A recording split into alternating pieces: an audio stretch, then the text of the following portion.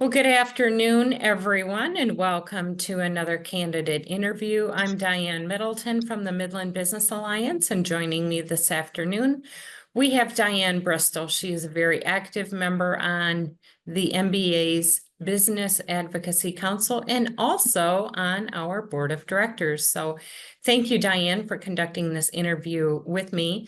We think it's important to conduct these interviews because the voters should get to know the candidates' views on business and economic development as well. So that's the way we've designed our interviews, and we're really pleased to conduct all of these and bring these to the voters. So joining Diane and me is Bill G. Schuette, who is currently serving as state representative for the 95th district in Michigan, and he is now running for re-election to that same seat. So good afternoon, Bill. We're glad to have you here with us. Well, good afternoon, Diane and Diane. It's a great team at the Midland Business Alliance. I appreciate the opportunity to talk with you and with your community today. All right, well, let's dive right in. Diane, I think you have the first question for Bill. I do, Bill. In 3 minutes or less, can you outline your platform, why you are running, and what qualifications do you possess as a policymaker? Well, thanks for that question. And, I'm running for re-election because I think we had some successes in my first term as state representative, but I think there is work to be done. And I think there is a lot of work to do. And I want to be a productive and continue to be a productive policymaker in alliance with the goals of making this region better and moving Mid-Michigan forward. So, to me, that looks like a couple of things. One, it's rebuilding our economy. Right now, Midland is within the state of Michigan a bright spot of economic opportunity, but we need to continue that and make it so Midland and Mid-Michigan is the best place in the entire state, and Michigan is the best state in the entire union to start your business, start your family, and live your life. And to do that, we need to make it easier to own a business. We need to make it so your take-home pay is higher. And we need to make it so more businesses and more families want to set up shop here. And I think some of my successes in the first term helped accomplish that. I think of things like $40 million in flood reduction infrastructure investment in the previous year's budget to help solve what is one of our longest legacy challenges to this area of flooding. Is a huge infrastructure investment that can provide peace of mind, safety, and security to businesses and families that would look to invest or move here. I think also of something like expanding the earned income tax credit, making sure that families, working class families, are going to take home more of what they earn and encourages participation in the workforce. Those are important issues. But like I said, there's a lot of work to do. Unfortunately, in this last year's budget, in the most recent budget, the Democrats reversed what was an income tax hike. And when inflation is taken more and more out of your paycheck, we need to make sure that we put that tax cut, we need to reverse the Democrat income tax hike and give you more back of what you earn. We also need to make sure that our restaurant owners, we resolve the tip credit issue that's looming over them. So restaurant owners and restaurant workers are able to thrive. That's a key backbone to our region. And we need to make sure that we're empowering our local builders to help resolve what is a housing crisis. We're more than 90% occupancy in housing in our region right now. So there's a lot of work to do. I think my last 2 years have shown my ability to dig in and deliver on key policy items, and I'm hopeful that we'll be able to accomplish more going forward. Great, thank you for that background. Bill, what do you see as the most pressing issues at the state level? Yeah, well, we have a lot of issues facing our state, whether it's a housing crisis or whether it's the fact that we need to rebuild our infrastructure, our roads, our bridges, our dams, or the fact that we're looking at school districts that are facing really difficult decisions regarding enrollment. All of those problems will be easier to solve if we have less government regulation, less government interference, and more population growth. And whether that's growing our tax base, growing our labor force, making sure that there's more students in schools, making sure that there's more people who are investing in our local economies. I want Michigan to be competing with the Texases, the Carolinas, the Floridas that are growing at a much faster rate than us. All of these critical problems that we face, Diane, all of them would be easier to solve if we're growing as a region, if we're growing as a state. All right. Diane Bristol, you have the next question for Bill. Bill, can you talk about some of your experience in the business community? Yeah, so I'm an alum, I like to say, of a hometown Fortune 50 company called Dow, which we're all very familiar with. Worked with them as a government affairs specialist immediately before being a state representative.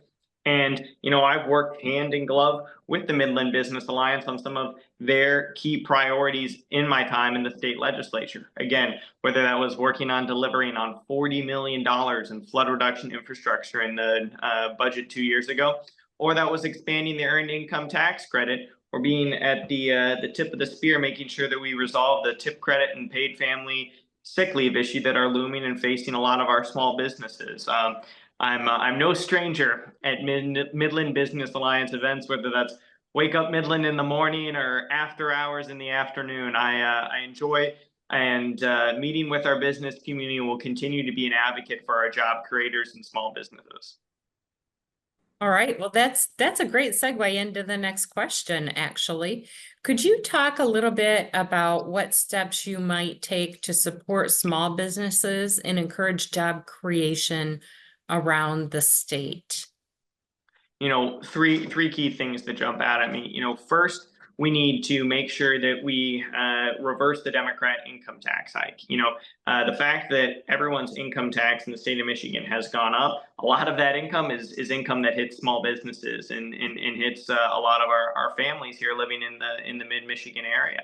So making sure that we give these families, give these small businesses the ability to keep more of what they've earned, especially when the price of everything from gas and groceries is going through the roof. It's especially important to the growth of our businesses and of our families in this region.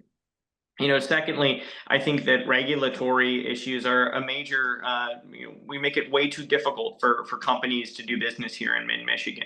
I feel that, in my office, one of the chief complaints is we have, the different hoops you have to, go through to get a permit or to get a license. We need to make it easy to do business here. We're making it way too hard to do business here. And then, lastly, we really need to resolve what is this looming, unworkable, paid family leave and tip credit issue that's been placed onto Michigan small businesses by really just out of left field ruling by the Supreme Court. And I'm willing to dig in and deliver on these issues that are really important to our region. All right, thank you. Diane, you have another question for Bill? Bill, can you tell us some of the endorsements you've received as a candidate?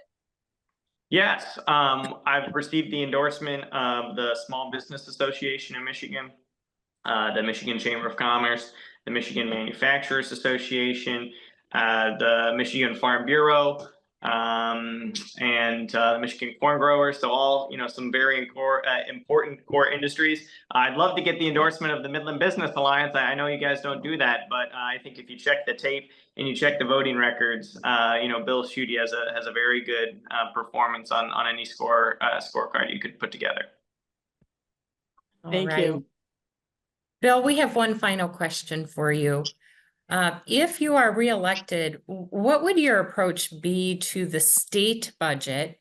And then to expand on that a little bit, what is your philosophy, your general philosophy on spending and taxation? Yeah. So, when I think about budgets, you got to take care of your key priorities. And for me, there are three things that the state government needs to do.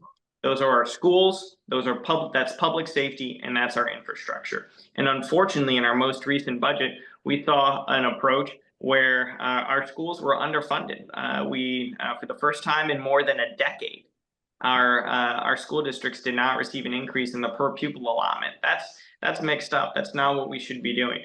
we all know that our roads and our bridges are not receiving the type of funding that they need. I think we've seen a shortfall of upwards of $5 billion. I mean, that's a serious underinvestment in the critical infrastructure that we all depend on to, go about our daily lives. And then when it comes to, public safety, it's really sad and concerning that Democrats made such a reckless decision in this last year's budget to cut school safety funding by more than 90% in the last budget. I mean, you got to think, and the safety of our students is the top of mind and top concern for any parent. And to see that type of cut in the last budget is really a case of misplaced priorities. So as far as my policy and my priorities regarding any budget is, first, you got to take care of those three things. You got to prioritize those three things. With my budget at home, I got to take care of my mortgage. I got to take care of my groceries. I got to take care of my gas.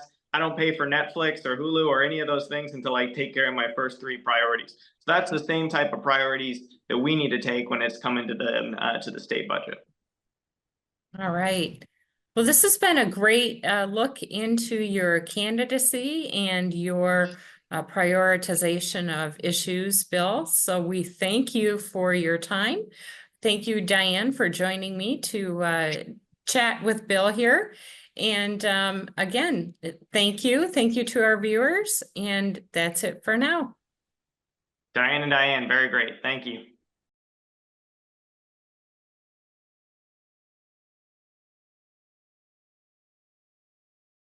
Well, good morning, everyone, and welcome to our viewers. I'm Diane Middleton, Vice President of Advocacy for the Midland Business Alliance. We're really pleased to bring you this set of candidate interviews as we head into the general election. We feel it's important for you to have the opportunity to get to know the candidates through the lens of business and economic development. So joining me here this morning, we have Rodney Cloa and Diane Bristol. Both of them serve on the MBA's Business Advocacy Council and have been helping me extensively with these interviews. And we're interviewing current Midland County Commissioner for District 1, Jeanette Snyder, and she's running for re-election. So good morning, Jeanette, and welcome to you. And Thank you. Good morning. Good morning. Let's go ahead and get started. And I think, Diane Bristol, you have the first question. I do. Jeanette, in 3 minutes or less, can you outline your platform, why you're running, and what qualifications you possess as a policymaker? Sure. So my name is Jeanette Snyder. I live in Sanford. I live on what used to be the Sanford Lake, Sanford Impoundment, as I like to call it. I serve currently Geneva Township, Warren Township, Edenville Township, Jerome Township, the village of Sanford, and the city of Coleman.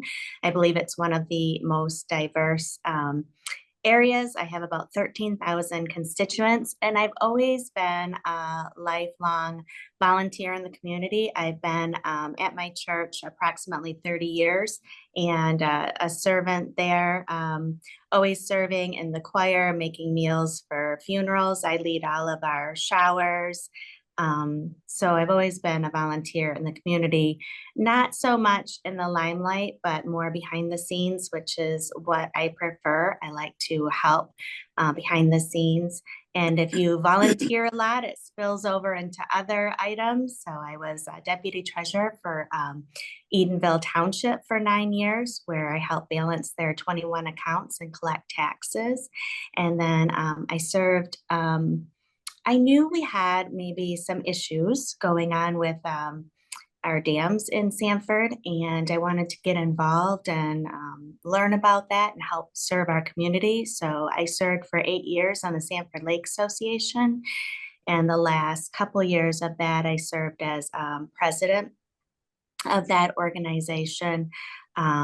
I also worked at the Dow Chemical Company for approximately 20 years. I have a dual bachelor's in marketing management from Northwood University. I believe in their the Northwood idea of less government and free enterprise and I just like to serve my community and use the knowledge that I've gleaned through the years to continue to do that. I'm very involved with our fire departments, our Jerome and Edenville fire departments, and just really every aspect of the community. I like to talk to people and see what their ideas are, and just and that's how I help serve. I would like to continue to do that for our community. I would like to see the completion of the dams. This is, like I said, I've served 8 years. I was going to serve perhaps, Lord willing, 10, but now the terms have changed to 4-year terms. So maybe I'll serve up until 12. We'll see. All right. Thank you so much. Rod, I think you have the next question for Jeanette. Jeanette, what are the most pressing issues at the county level of government? So for a county commissioner, the most pressing issue that we have is always the budget. So everything that I mention or that a commissioner talks about, it always comes back to the budget. So there's a team of 7 commissioners, and really our job is to approve the budget and make sure that there are adequate services for the entire county based on the budgets we approve. So we approve all of the budgets for all of the county elected officials as well. That would be the treasurer, the clerk, the sheriff, and really at this level, we're the high level folks making sure that we have, once the budgets come to us, we look them over and make sure that they are adequate for the county to provide the county services we all get to enjoy here in Midland County and keep it a safe, thriving community. All right. Thank you, Jeanette. You've partially answered this question already, but here's your opportunity to expand on your answer a little bit more. What's your experience in the business community? So in the business community, as a graduate of Northwood, I'm so grateful we have that college in our community. I believe it's a vital aspect here, training our future business leaders, not only in Midland, but around the world. And I just think that is amazing. And again, at the commissioner level, it's very high level, right? We make sure we put the appropriate people in place to do their jobs. We have approximately 311 employees and several directors. And then we have our administrative controller. We'll be looking at actually her contract later today. So ensuring that these people are in place and have the correct tools that they need to do their job to support our community. And we always partner with the Midland Business Alliance and several other areas. But again, we're at that high level reviewing all the contracts and all the agreements and really just putting those policies in place to support those people that actually go out and do all the heavy lifting, which I greatly appreciate for our community. All right. Thank you. Diane Bristol. And at what steps will you take to support small business and encourage job growth in the county? Wow. As someone who serves in government, I believe I would like to just get out of their way. I believe in smaller government, and businesses thrive when they can have the freedom to do what they need to do, less rules, less regulations. We also have the MBA. We're very blessed in Midland County that we have plans and structure, and we have all these programs in place that can support them, and I can point them to these different programs. And we also have the SBA of Michigan, just in the Great Lakes Bay region. There are so many tools and resources that make having a business, building a business in this community much easier. And I believe that's the key, right? We need to help foster and encourage an easy environment for these businesses to thrive. All right. Great. Thank you for that. Rod, you have the next question for Jeanette. What groups have endorsed your candidacy? If any. So, right. So I don't, I talk to a lot of people in the community. I don't necessarily go out and get a lot of endorsements. You know, that may be to my, you know, that's something that I serve just the constituents, the normal folks in the community. But I do believe I have one through the, what is that called? Can you remind me? Is it the ABC chapter? Oh, yes, Associated Builders and Contractors. Yes. So I have an endorsement from them. I have huge support from our local treasurer department and our sheriff's department and the Edenville Fire Department and Coleman Fire Department and Jerome Fire Department. Those are the areas I write letters, I help them achieve grants. Those are the folks that I believe have endorsed me and believe in me and back me. I don't always go out and seek the big endorsements.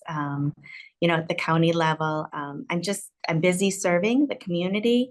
I'm busy talking to people and going to events. So I don't have a lot of formal endorsements. Last question for you, Jeanette. If reelected, what would be your approach to the county budget? And what is your general philosophy on taxation and spending? Yes, thank you. So I believe in running, I live debt-free, so I appreciate the county and doing things debt-free. I believe in having a rainy day fund, but those are actually our tax dollars too. So I just believe in keeping that budget tight and lean. I do believe we're lean at the county. An example of that is, you know, Four Lakes Task Force. They are a C503, and they go out and do work for us to help us restore the dams. And they use their resources. And that is huge because we don't have a dam department at the county. So I have a director of emergency services and a director of parks, and they have been carrying that load as well. So we like to keep things lean. We like to keep taxes low, and there's a variety of different ways that we can do that. We also look at the budget. Bridget, our administrator controller, has a good handle on it. We try to ensure that she has the tools in place to do her job. And to give us, we ask for a forecast of 5 years out and, you know, what her projections are. And then we can look at it as commissioners and break it down and look at really the high level view. We have a team that's in the details, but we really look at the high level view and how to divide up that money amongst the different elected officials departments and the different departments in the county to ensure that we have the best services for our community. All right. Well, thank you so much, Jeanette. We are at the end of our interview, and I thank you for your time and my gratitude as well to Diane and Rod for helping me out. And viewers, stay tuned for another candidate interview. Well, hello to all of our viewers of our candidate interviews. I am Diane Middleton with the Midland Business Alliance, and joining me here today, a couple of volunteers from our Business Advocacy Council. We have Diane Bristol and Malia Retzloff, and they'll be conducting our interview with me today. We feel these interviews are important because it gives our viewers an opportunity to get to know the candidate from a business and economic development standpoint. And as the Midland Business Alliance, we feel that is pretty important. So our interviewee today, this afternoon, is Mark Bone. He is currently serving as the 2nd District County Commissioner, also the County Commission Chair, and he is running for re-election. So good afternoon, Mark. It's good to see you. Good afternoon, Diane, and thanks for having me. You're welcome. You're welcome. We're excited to interview you. And we only have 6 questions today, and I think Diane Bristol has the first question. Thanks for being here, Mark. In Thank 3 you. minutes or less, outline your platform, why you are running, and what qualifications you possess as a policymaker. Okay, well, I'll start with my platform and why I'm running is one, I think I've done this 16 years. I've been the board chair 13 of those 16 years. And I believe all the proof says I'm the longest serving chairman in the history of Midland County, which I think is kind of nice. The main reason I'm running for another term is I'm interested in the flood mitigation. I want to get these lakes filled. I'm also sit on the 4 Lakes Task Force, and I want to see countywide broadband brought to our area. So those are my 3 main issues that I'm running on, as well as fiscal conservancy and making sure we keep our costs down for all of our constituents. I forget did I miss something on that response? Did I cover everything? Qualifications as a policymaker. Qualifications as a policymaker. Well, I've been doing this 16 years and made a lot of policies in my 16 years. So I do have the experience. I think in my 16 years, I've made good decisions, good fiscal decisions, and will continue to do that over the next 4 years. All right, thank you. Malia, I think you have the next question for Mark. Yep. Hey, Mark. What are the Hey, most Malia. pressing issues at your level of government? Well, right now, I think for us, the most pressing issues, again, and going back to what I just talked about, is getting the lakes filled, the flood mitigation, and also bringing broadband to the area. We want our community to develop, to get bigger, to get economically stronger. And if your house is flooding every 5 years, people don't want to move here.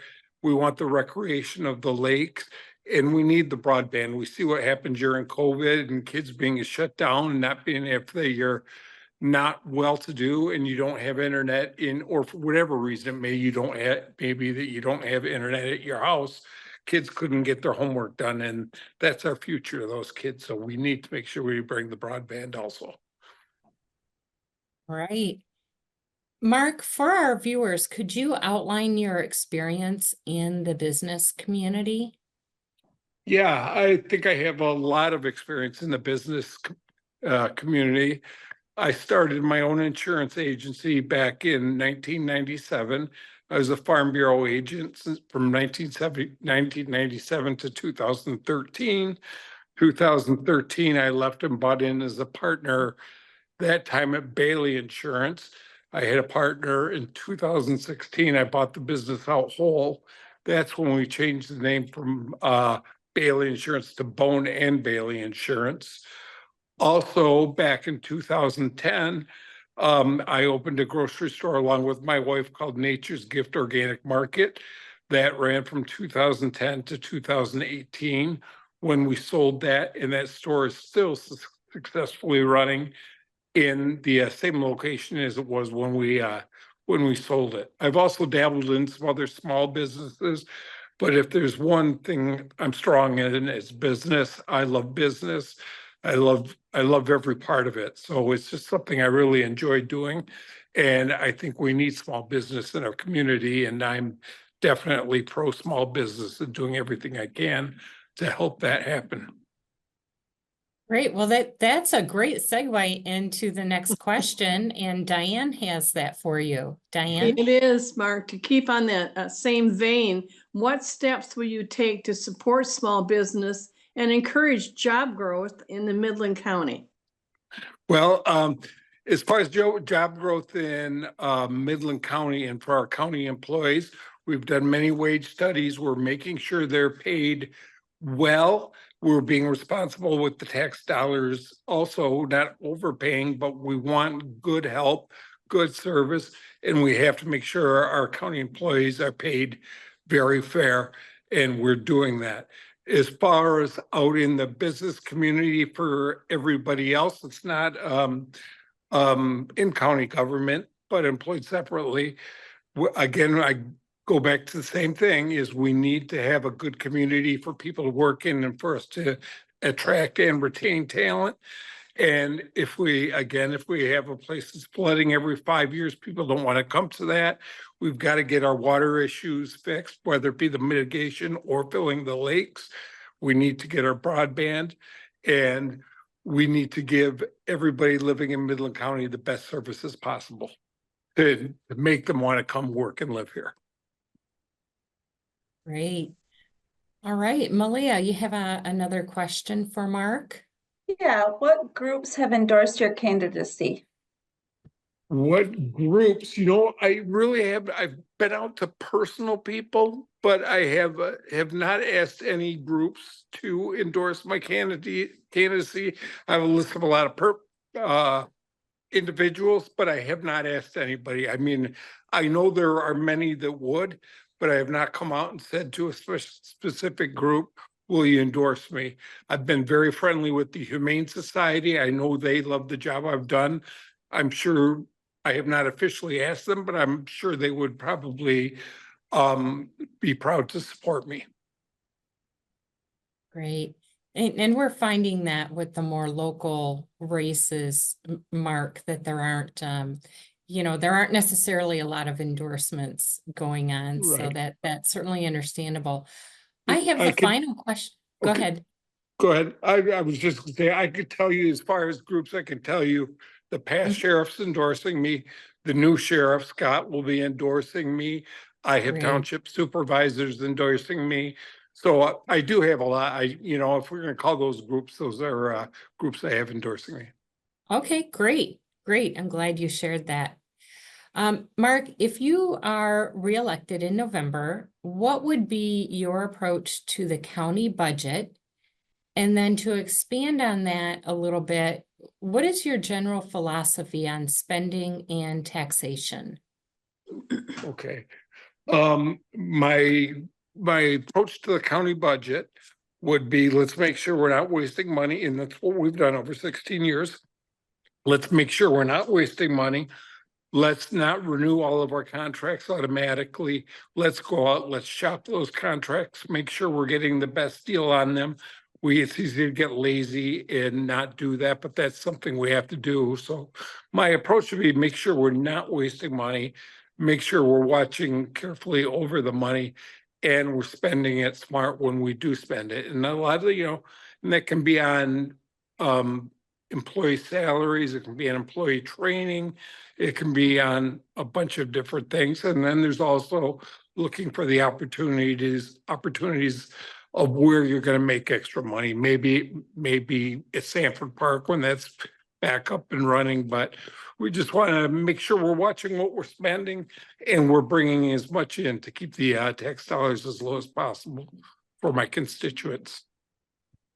All right.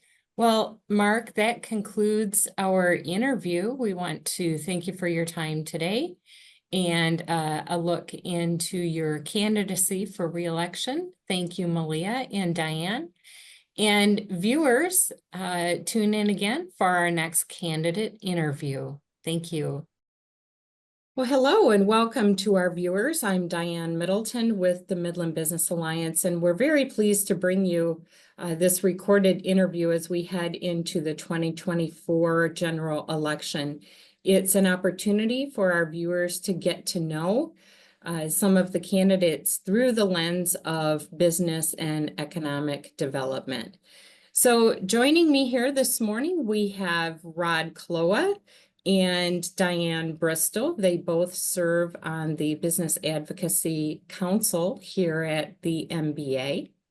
And we also have Doug Hill. He is a candidate for District 2 of the County Commission. Good morning, everyone. Morning. Good morning. So we have just a few short questions, and Rod, I'm gonna let you go ahead and get us started. Good morning, Doug. In 3 minutes or less, outline your platform, why you are running, and what qualifications you possess as a policymaker. Okay. The reason I'm running is because this position never had a Democrat option. And so that's why I'm running. I'm not running for or against anything. I just would like this opportunity to serve the community. My experience is I used to mow and shovel walks for neighbors when I was a kid, and then I started painting for them. And then 2 months out of high school, I filed an assumed name, and I've been a self-employed businessman my entire life. Through my experiences, I picked up on a lot of the trades. I do my own electrical, plumbing, cement flat work, roofing, carpentry, finished carpentry, build cabinets. I just have a lot of good practical experience in those regards. And as far as running the business,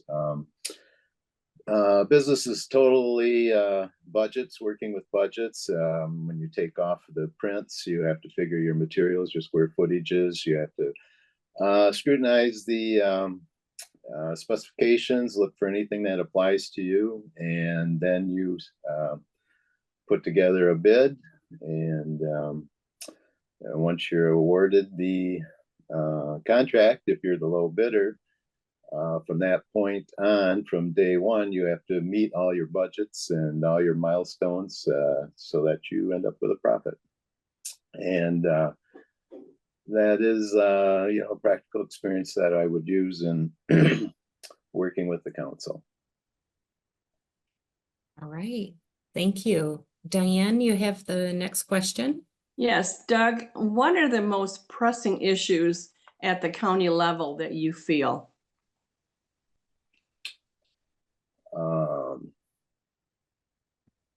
Well, like I said, I'm pressing issues, business.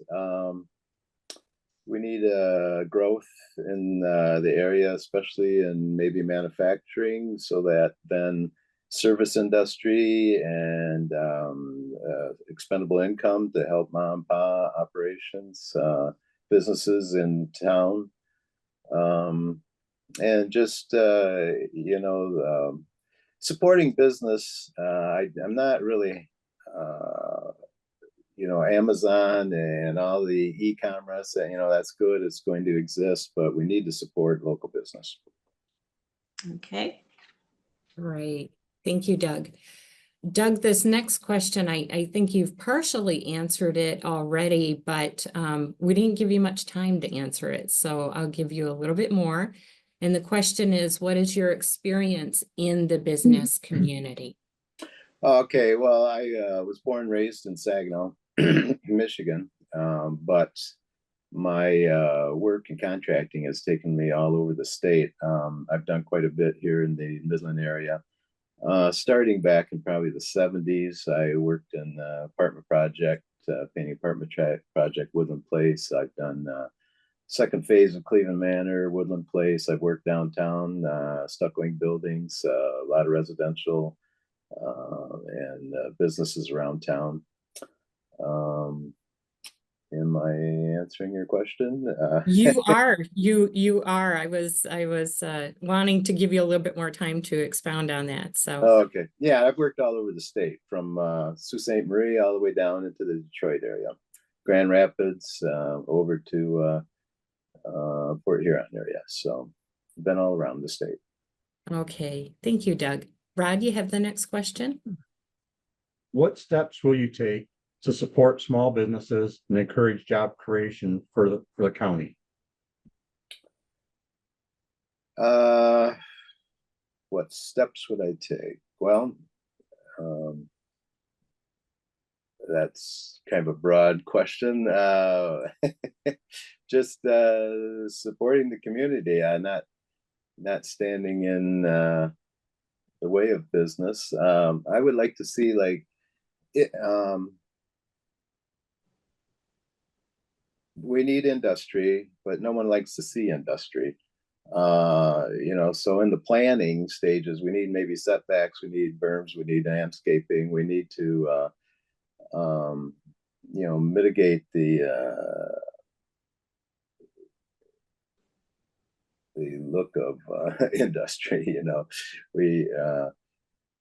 I know there's people are nervous when they think of industry coming into the area, but we need it to support, our community. All right, thank you. Diane, you have the next question? Yes, Doug, what groups have endorsed your candidacy? No one yet. Okay. Okay, all right. I have the final question for you, Doug. If elected, what would your approach be to the county budget? And then what is your general philosophy on spending and taxation? Well, taxation, everyone needs to pay their fair share. I believe as a citizen of the United States, if you want to be a member, you have to pay your dues. And as far as what was the other part of the question? The other part is, what is your general philosophy on spending and taxation? Oh, well, you have to be within budget. You have to, you can't work outside your budget. I'm amazed at some communities that are over budget by millions. I mean, if you're over budget by 100,000, you'd think you'd be concerned. You have to stay within budget. You have to hold back a little money for, like rainy day funds. You have to just work within budgets. One thing that kind of bothers me that I see, and working for hospitals and doing maintenance issues, I like to see things that are completed.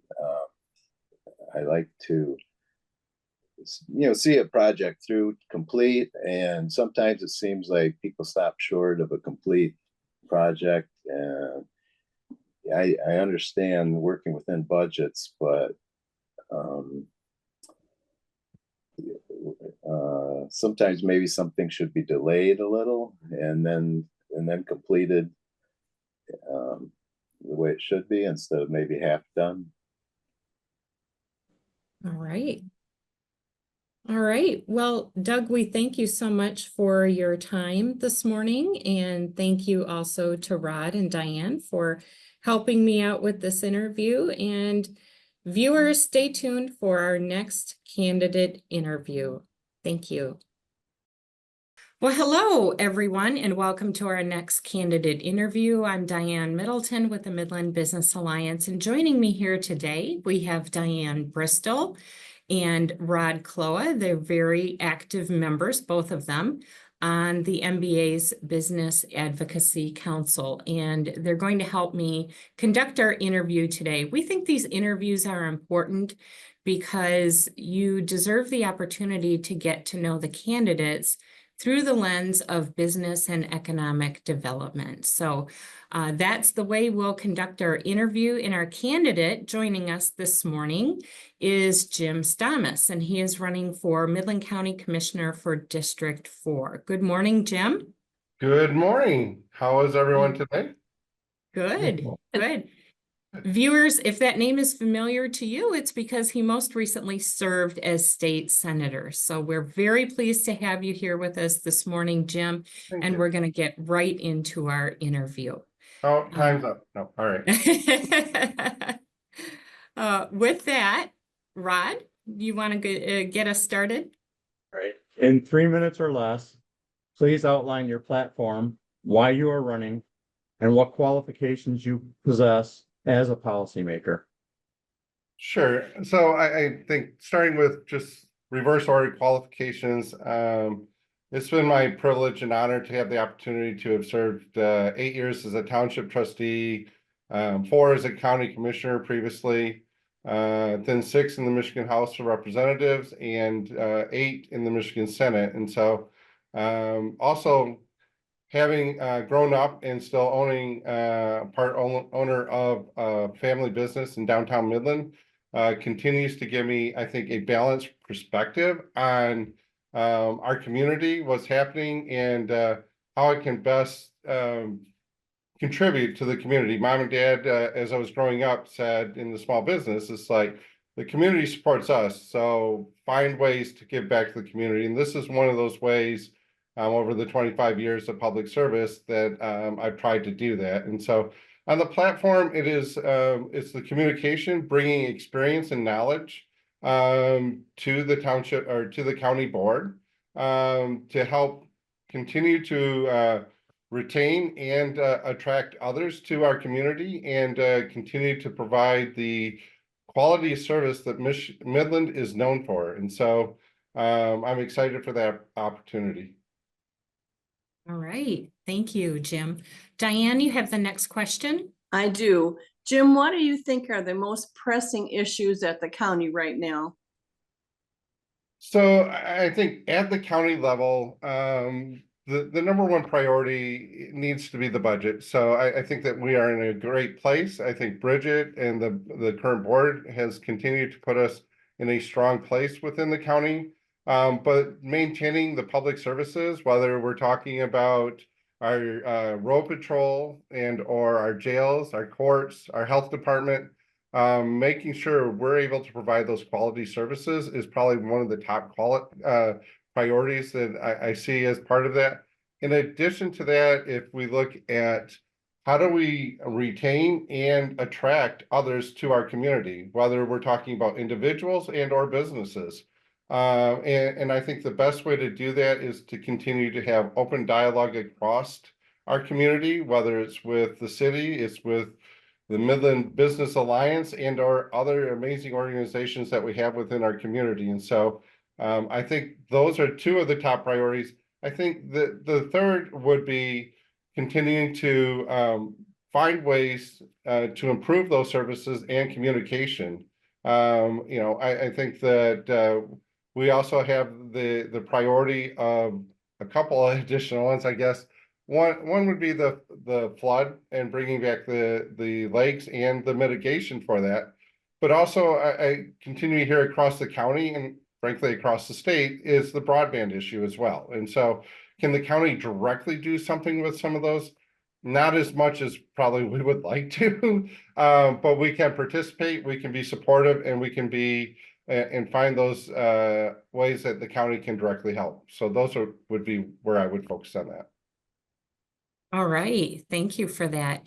Jim, can you tell us about your experience in the business community? Sure. Growing up at Pizza Sam's, I've had the opportunity to, I guess, be a country brat. I grew up out in Homer Township and now been living in Midland Township, I think almost 30 years. But I was also a Main Street brat. I grew up on downtown Midland as well, 50% in the woods, another 50% folding boxes, walking Main Street, getting to know the business owners, families and that. And so I've also had the privilege of being as a state representative and a state senator that has allowed me to see and learn so much more about manufacturing and other large businesses, both here in our community and across the state. And so finding ways that we can continue to know and understand. I think the number one part of business is the communication part of it. But then also going back to my days as running for state representative, getting government out of the way.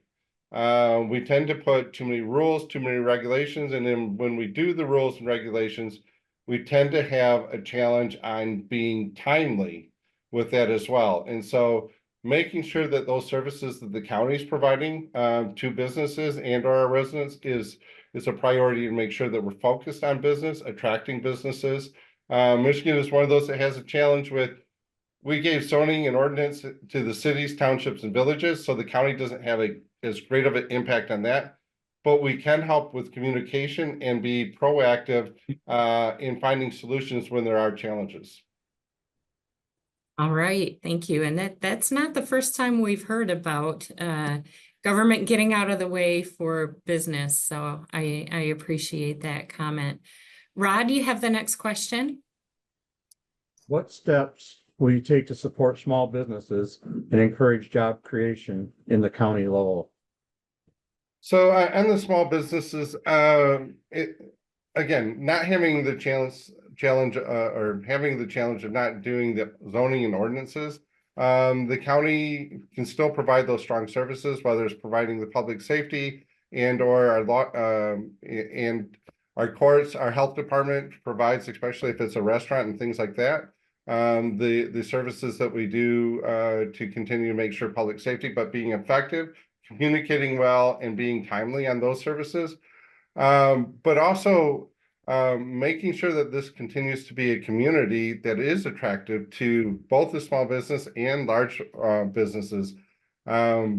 Directly with small business, I think working with the Midland Business Alliance is a fantastic way of continuing to help. And I believe we actually have a county member that sits or at least works with the Midland Business Alliance. If not, we really should have that. And so finding ways that we can continue to support them. You know, one of the best ways I think we can do that is by having the communication and getting them connected to the right people, whether it's in the county and or across our community. So I think communication would probably be one of the strongest ones as well. All right, thank you.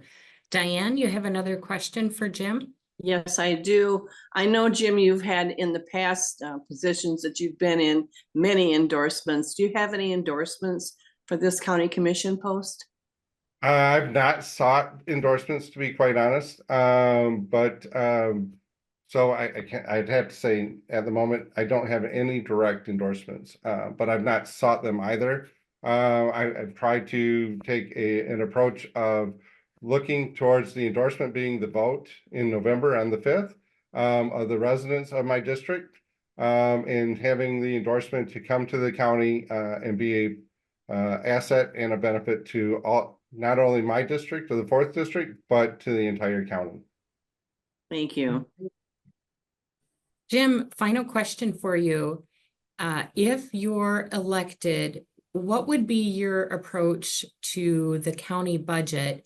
And to expand on that a little bit, what is your general philosophy on spending and taxation?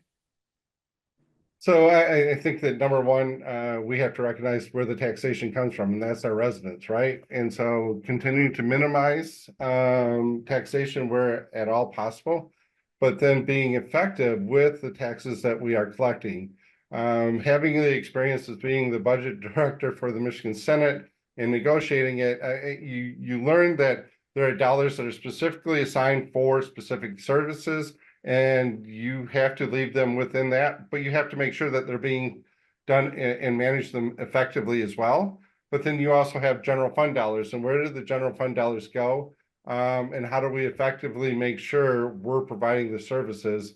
And part of the being effective with that is not necessarily always seeking a higher dollar amount, but ways, you know, whether it's technology and or improved services in a different format, continues to be one of those ways that you can be effective with dollars without having to raise dollars.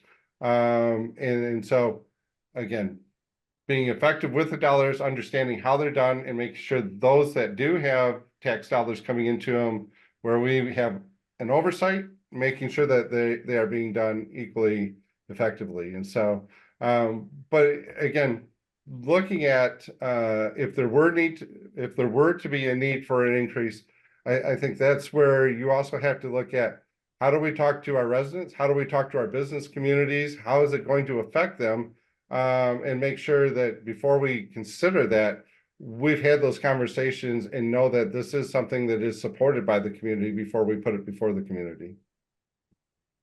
Right. Well, thank you, Jim. It's been nice to chat with you and get a little glimpse into your candidacy. We thank you for your time this morning. And thank you as well to Rod and Diane for helping me out. And viewers, stay tuned for our next candidate interview. Thank you, Thank you, Jim. Diane. Thanks, everybody. Have a great day. Well, good morning, everyone. I'm Diane Middleton, the VP of Advocacy here at the Midland Business Alliance, and I'd like to welcome you to another candidate interview. We feel these interviews are important because you deserve the opportunity to get to know the candidates from a business and economic development standpoint. So we have been taking a lot of time to interview our candidates and prepare these recordings for you. Now, I haven't been doing this alone. I've got a couple of great volunteers who have been helping me conduct these interviews, and they're here with me again this morning. Diane Bristol and Rodney Cloa, and both are very active members on the MBA's Business Advocacy Council. So thank you, Rod and Diane, for your time. And this morning we are interviewing Todd Gambrell, who is a candidate for the 5th District County Commission seat. Good morning, Todd. How are you? Good morning, Diane. I'm great. Thank you. How are you guys today? Wonderful. Great. Just peachy. Good. Well, let's go ahead and get started with our interview. We have 6 questions for you. And Diane, I think you have the first question for Todd. I do. Good morning, Todd. In 3 minutes or less, please outline your platform, why you're running, and what qualifications you possess as a policymaker. Thanks for the question, Diane. And thanks, Diane Middleton, and to the Midland Business Alliance for having us all here to do these interviews. You guys do a great job in Midland, and it's very nice that you're doing these so we can get the word out. So I'm qualified to be a county commissioner because it's not just that I'm from Midland all my life. I have been involved in this community all my life. I have been volunteering in all capacities, in a nonprofit way, in politics, literally since I was 14, 15, 16 years old when I started working for Bill Schuette in '84. So I decided to run for this when Jim Geisler decided to retire, because this is a job I can do. This job is mainly about paying the bills of the county. It is about using taxpayer dollars effectively. It is about running the human resources, the business affairs of the County of Midland. This is a job that I can do. I'm uniquely qualified for, both based on my community experience and what I do for a living. So honestly, my platform is to continue the great work that the Midland County Commission has done heretofore. It is really to continue the great work so that Midland remains the place that it is.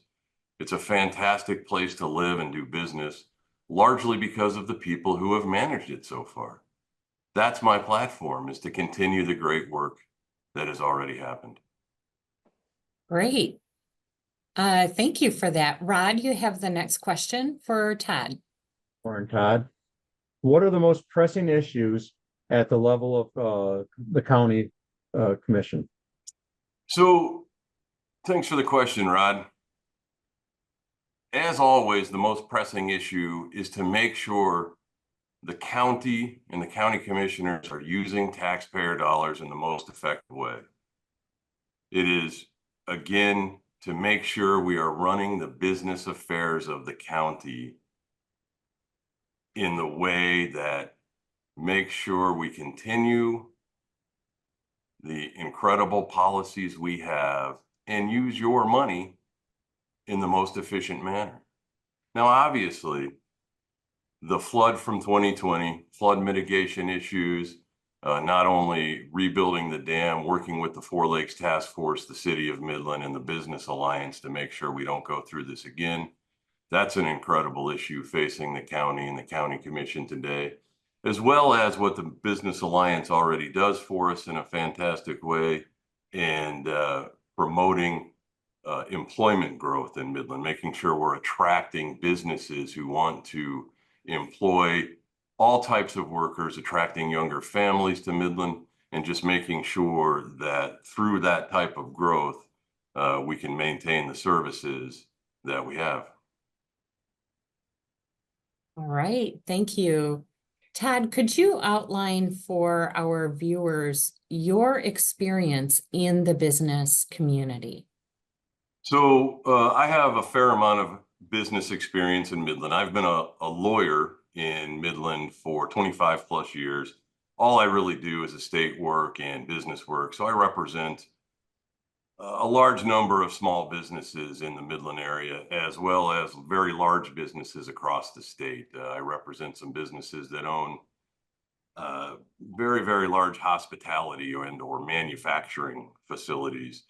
Through the course of that work, I routinely advise these very large companies on HR matters, on budgetary matters, on legal matters, on, just the basics of running a company, not just what I do as a lawyer, but from a management aspect as well. I've seen $50 million budgets.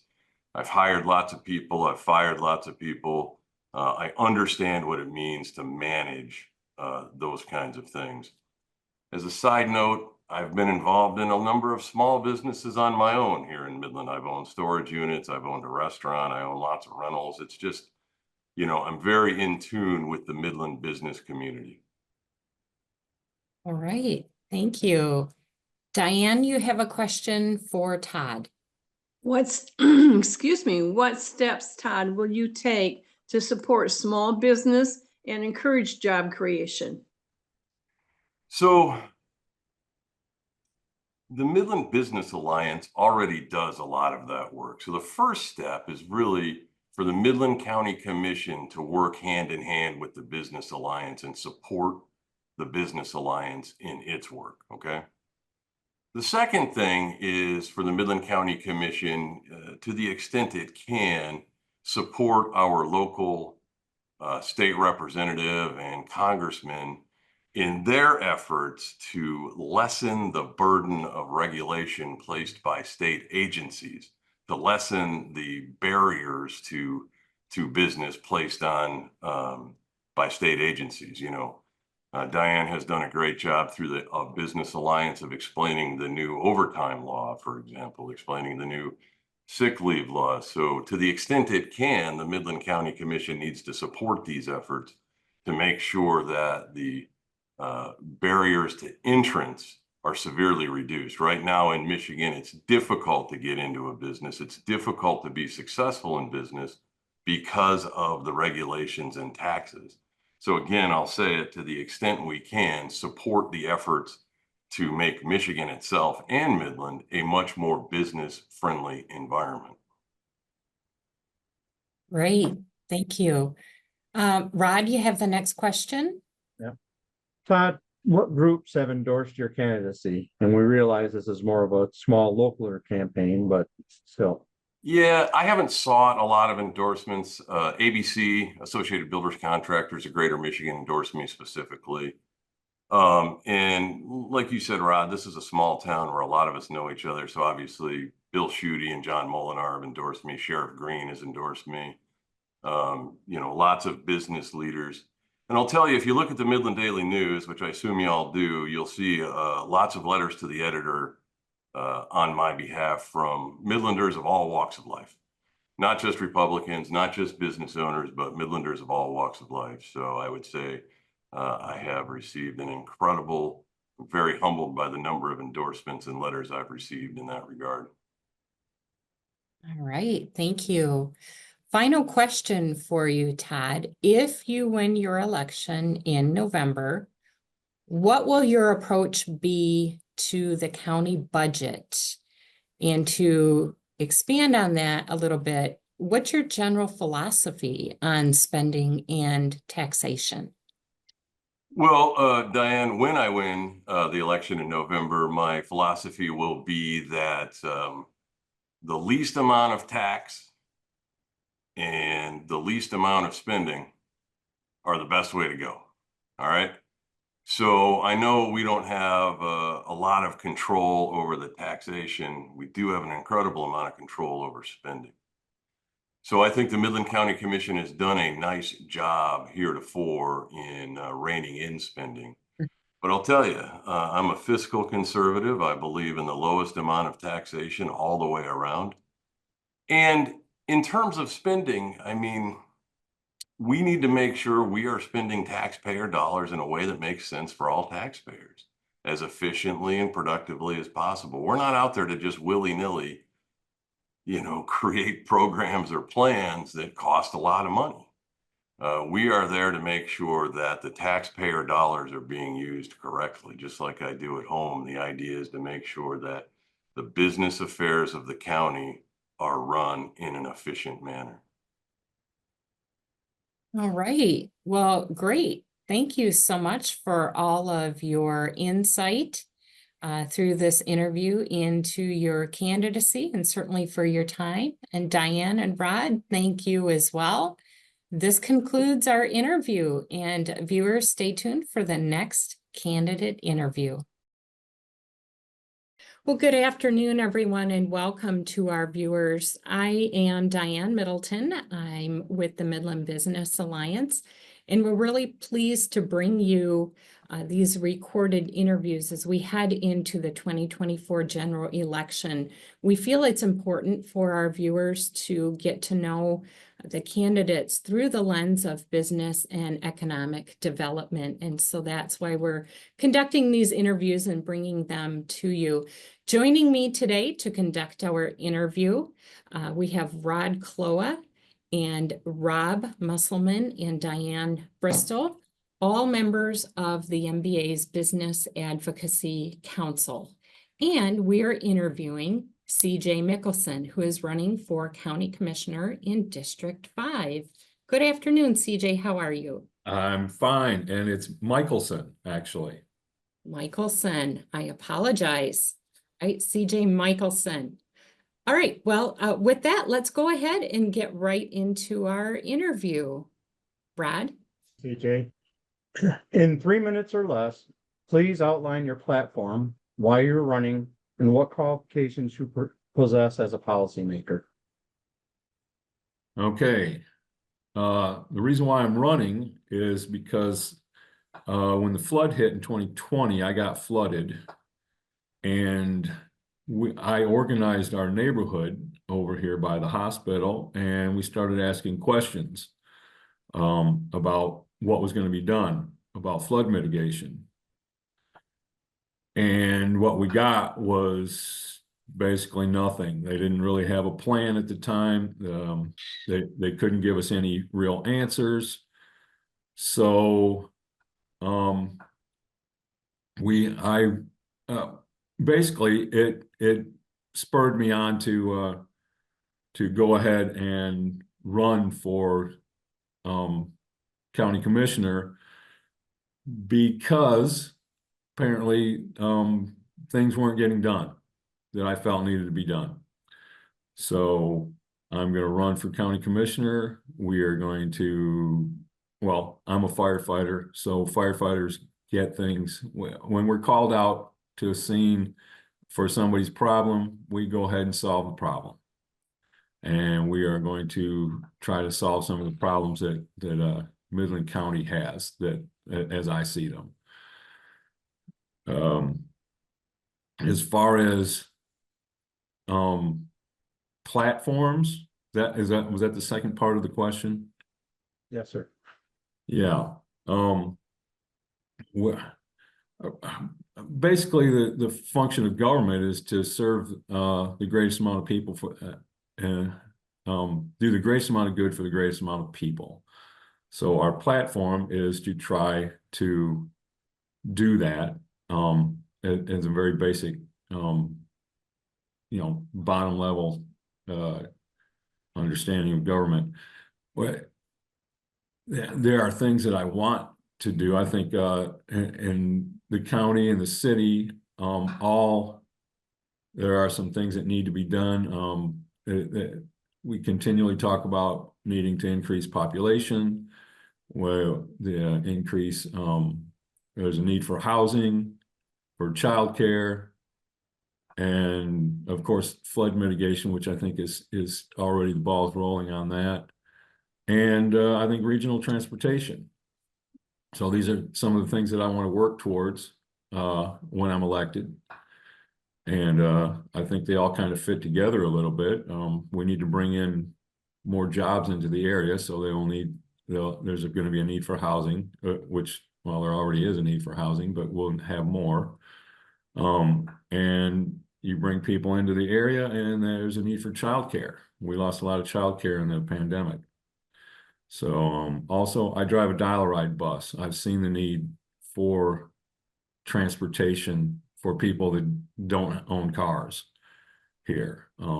So it would be nice if we had a regional transportation where people weren't stuck inside the city just because that's where dial-a-ride goes, or inside the county because that's where County Connection goes.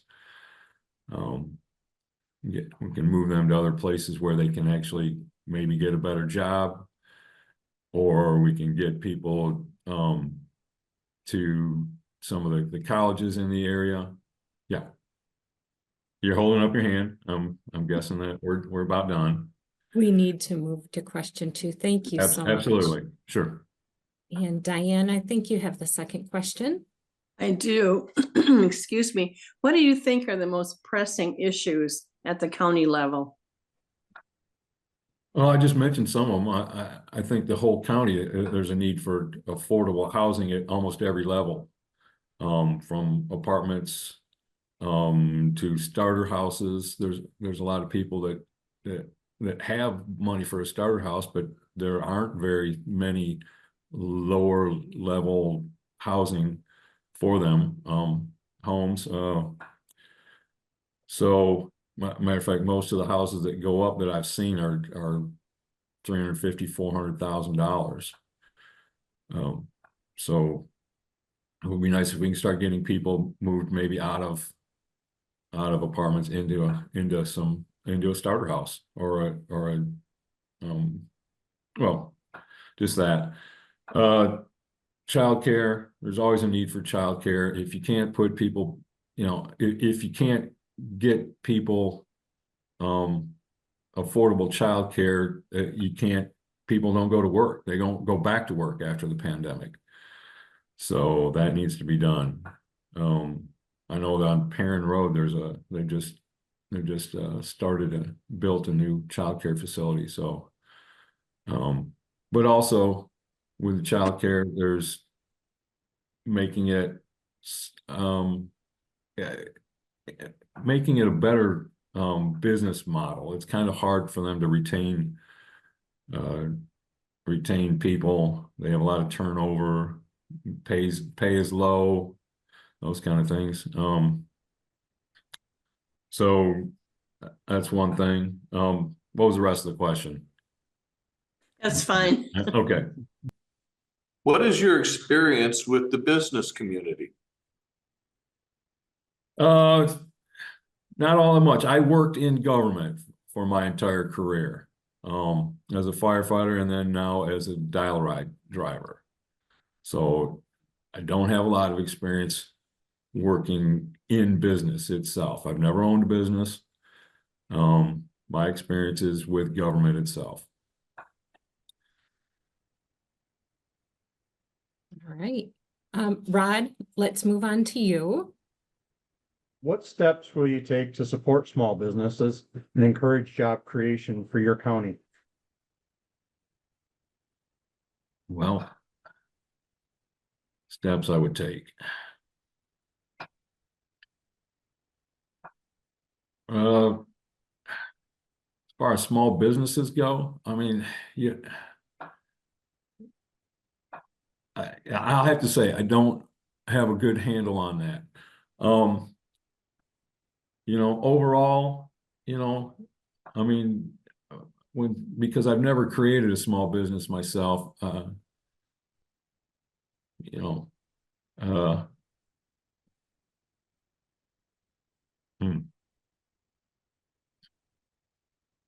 mean, I don't know. As far as, just housing and childcare, beyond that, I really couldn't tell you. I'd have to see how things work. What groups have endorsed your candidacy? The Midland Firefighters Association.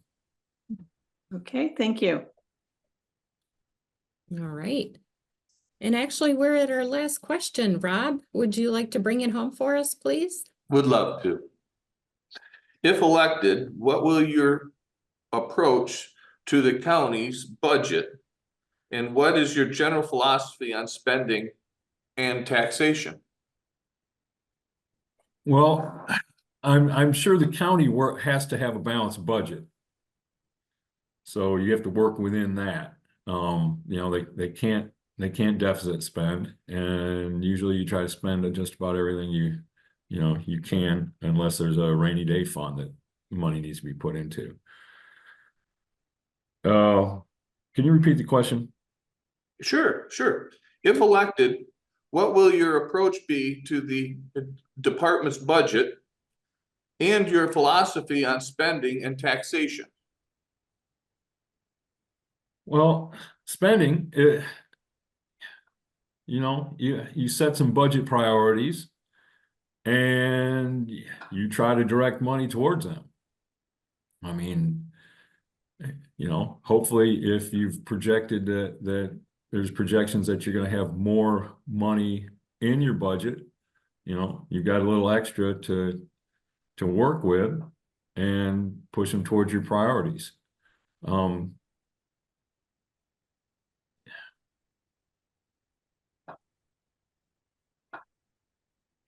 You have to tell me repeat the question one last time. How about I go to the back one? Is what's your general Yeah. philosophy on spending and taxation? As far as taxation goes,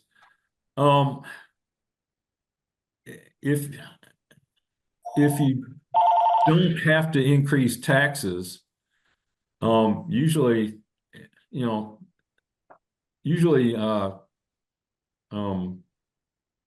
land valuation goes up. You know, you're making more money in that way. Taxes, you want to keep them as low as possible. You know, and normally there are other ways to finance some things. So, you know, you can, there's federal grants, state grants, other ways to fund some projects that need to be done. As far as the everyday budget, you know, you only want to increase taxes if you have to. If there are big projects that you can't find other funding for that need to be done, if you've got roads that have to be fixed, or you've got buildings that have to be replaced there, and you can't do it in any other way. Otherwise, there's no reason to raise taxes. All right. Well, I think we are at the end of our interview. So, Mr. Michelson, I thank you for your time and your insight into your candidacy today, and my gratitude as well to Rod, Diane, and Rob. And viewers, stay tuned for another candidate interview. Thank you. Okay, thanks everybody. Appreciate it. Well, hello and welcome to our viewers. I'm Diane Middleton with the Midland Business Alliance. And with me here this morning, we have Rodney Cloa and Diane Bristol, very active members of the MBA's Business Advocacy Council. And I'm grateful for their support as we've been conducting these interviews. The Midland Business Alliance feels it's important that you have the opportunity to get to know the candidates from a business and economic development standpoint. So that's the reason we're conducting all of these interviews and making them possible for you to view on your own time. And our interviewee this morning is Nikita Murray. She is a candidate for the 6th District County Commission seat. So good morning, Nikita. It's nice to have you here. And we're going to go ahead and dive right into our interview. And Diane Bristol, I believe you have the first question. Good morning, Nikita, and welcome. In 3 minutes or less, outline your platform, why you are running, and what qualifications you have as a policymaker. Thank you for the opportunity. So I am running because for the entire time I have lived in Midland, I have not met my county commissioner or engaged in a way in which is possible for me to be supportive of that role and to engage. I've always been a part of the community in terms of how I volunteer, things that I show up to, and using my skills, my knowledge, my awareness of human development, people, bridge building, faith, all of those things to be a productive citizen in the community. And so I've reached a point in my life, in my personal career, where I believe that I have something additional that I can share. And this is an opportunity for me to do it. Specifically, I have both practical knowledge as well as, I guess I would say, training that aligns with several of the departments that fall under the oversight or engagement with the Board of Commissioners. And it just makes me really excited to be able to bring all of what I know and all of who I am to be an ally and an advocate for folks who end up at the juvenile care center, or folks who use the services of Council on Aging, folks who rely on the road commission.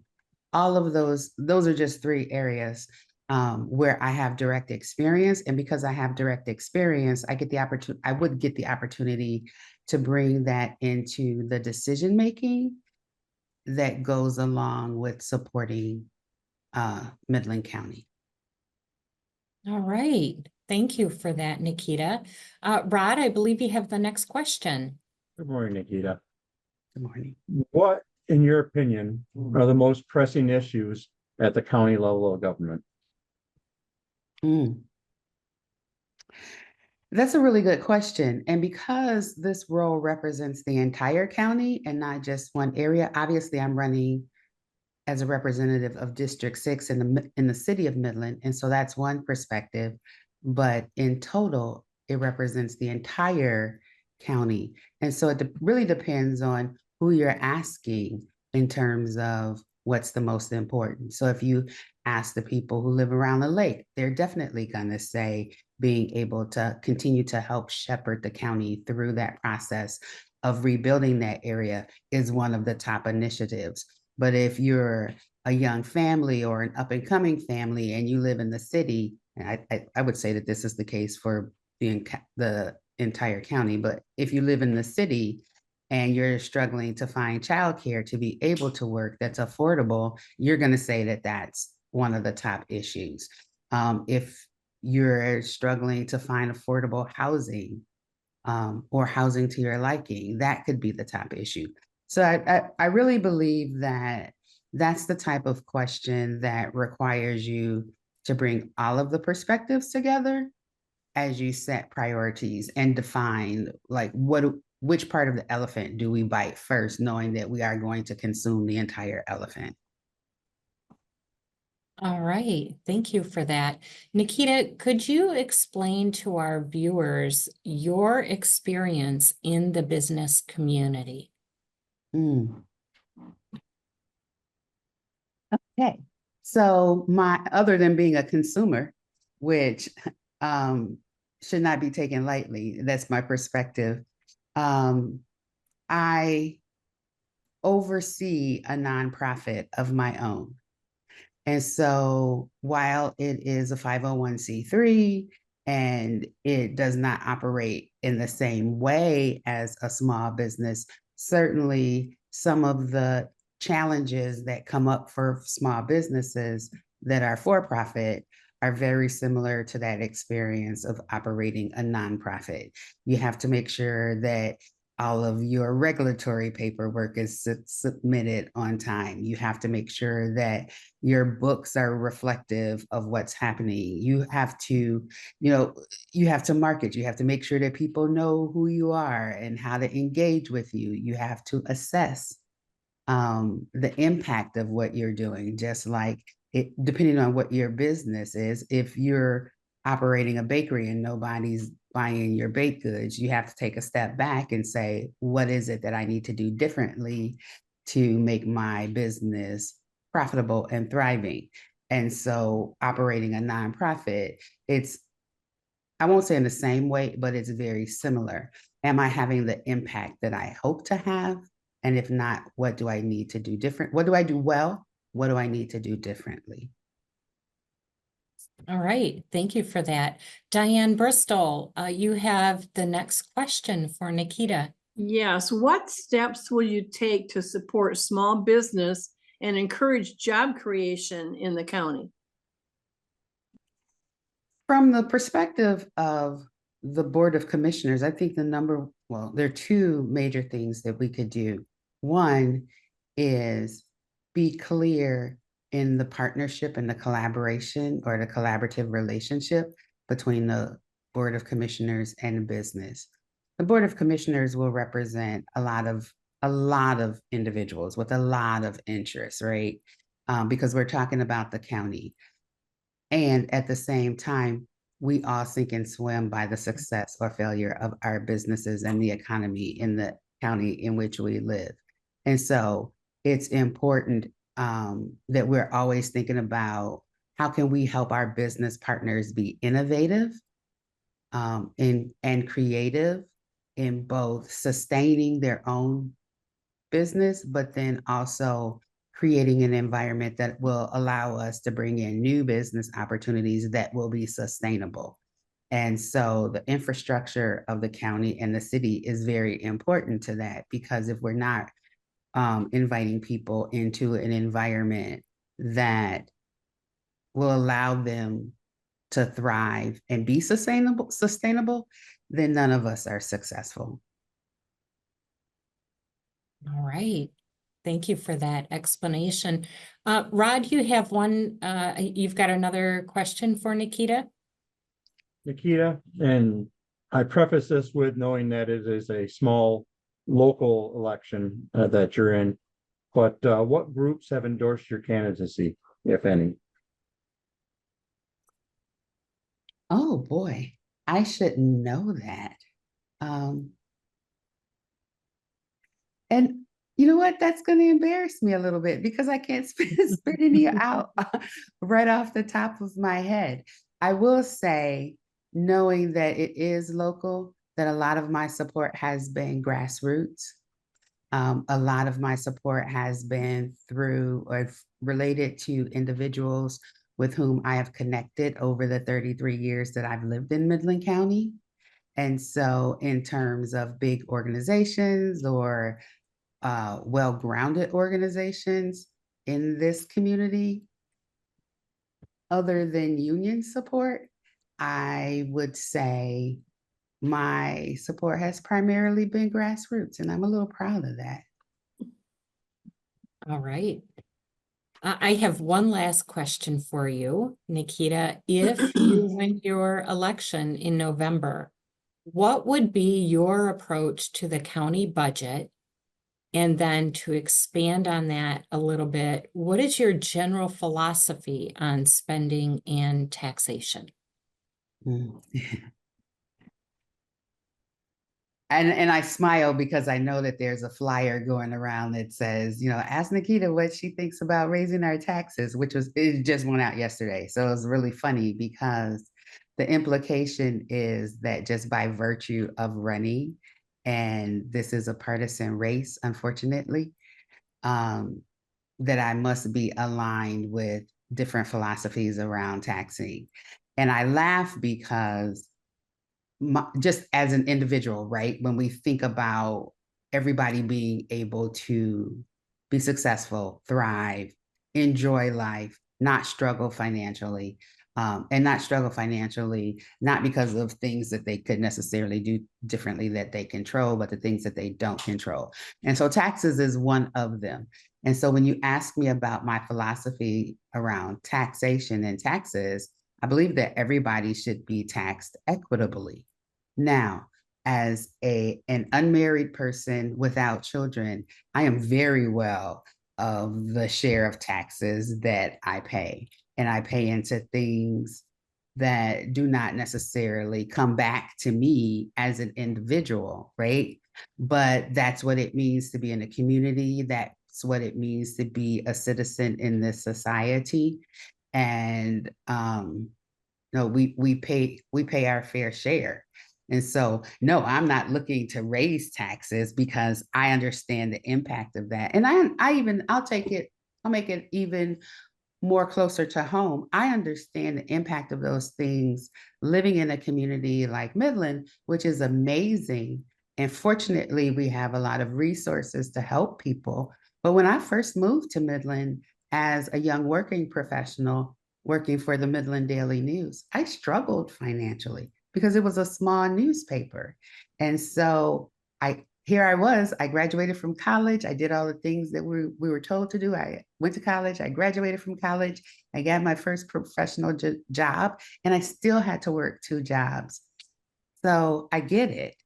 I think it's very important that when we think about managing resources, that we are thinking about the entire picture and don't get lost in thinking about just one segment of our county. All right. That's it. Okay. And that's it for our interview as well. You have answered all 6 of our questions. And Nikita, we've appreciated the opportunity to chat with you and get a peek inside your candidacy. And viewers, thank you for being here. Rod and Diane, thank you as well. Well, hello and welcome to all of our viewers. I'm Diane Middleton with the Midland Business Alliance, and we're really pleased to bring you this interview and all of the interviews we're conducting as we head into the 2024 general election. We think it's important that you have the opportunity to get to know the candidates from a business and economic development standpoint. So that's why we're offering this to you. And so joining me here this afternoon, we have Diane Bristol, who is a member of the MBA Board of Directors and the Business Advocacy Council, and Rob Musselman, who also serves on the council. And we're interviewing John Levy, who is running for County Commissioner in District 7. So welcome, John. How are you today? Doing great. Thanks for the opportunity. I appreciate it. All right. All right, great. Well, let's go ahead and get started with the interview. And Rob, I think you have the first question today. I do. Okay. John, Yes. in 3 minutes or less, outline your platform, why you're running, and what qualifications you possess as a policymaker. 3 minutes. Okay. Now, I'll tell you the part I'm born and raised here in Midland. I've always felt a connection to being as good a member of this county as I can be, and I'm a business owner. I started up a business, Computers to Go. 15 years later, expanded and sold it. Then I started up with a couple partners, a distillery called 3 Bridges. A lot of that is management. A lot of that is collaborative. A lot of that is not just being a solo and island and trying to figure out what's best for me. I have there's a bigger picture involved, and not just a business is a microcosm of that. But I'm a job creator. I create. We balance budgets. We plan. There's a lot of things that happen. And there's a lot of legal things when you're making spirits.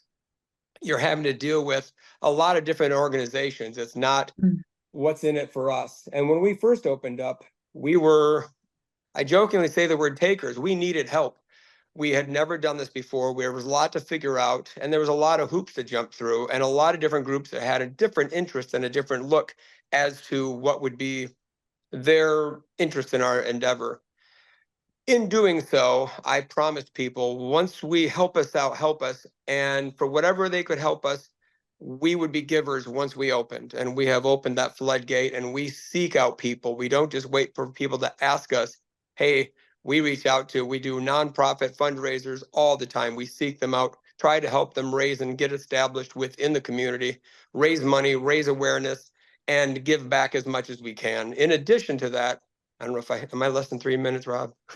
No, you have time. You have time, John. Okay. And then, but what was really important was I found after talking to some of these groups, there were some passionate parts that, as I see, the Literacy Council did a partnership with Midland Kids First on doing a study of children and what did they get between 6th grade and 11th grade. Not what they get, but where are they mentally? Where are they psychologically?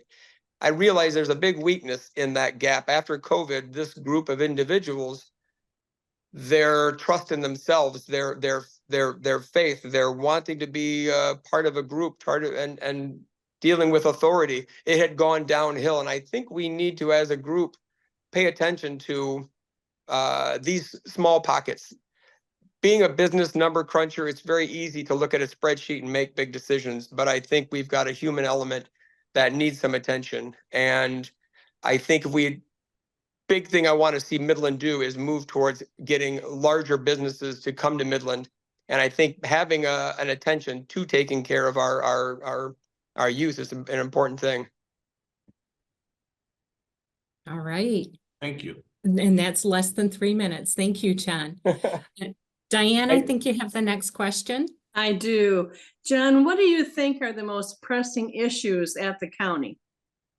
At the county, well, we certainly need to see, I'm a big fan of the sheriff. I think Myron's done a fine job, but I like Scott's platform and where he's got some different ideas. And I think that's what's nice. We have somebody comes in, does a great job. Somebody comes in, we can always ask ourselves, what can we do better?